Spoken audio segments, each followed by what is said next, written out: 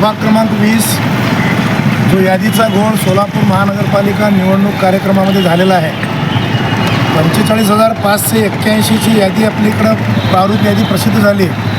त्यानुसार संपूर्ण यादीचं आपण अवलोकन केलं असता प्रभाग क्रमांक 19, प्रभाग क्रमांक 21, प्रभाग क्रमांक 25 आणि प्रभाग क्रमांक 22 या 4 प्रभागामधील मेजॉरिटी मतदार यादीमध्ये मतदारांची नावं आमच्याकडे आलेली आहेत.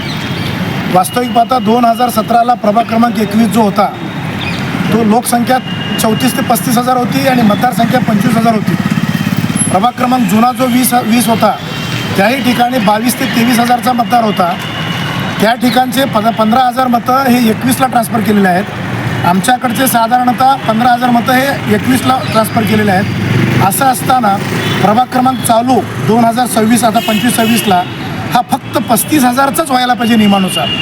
कारण प्रभाग क्रमांक 20ची जी लोकसंख्या आहे ती 40,000 लोकसंख्या आहे. असं असताना 45,581चं मतदारसंघाची यादी यांनी प्रसिद्धी केली. निश्चितपणे 10,000 ते 10,500 मतं ही आसपासच्या प्रभागातली ही या ठिकाणी घुसवलेली आहेत.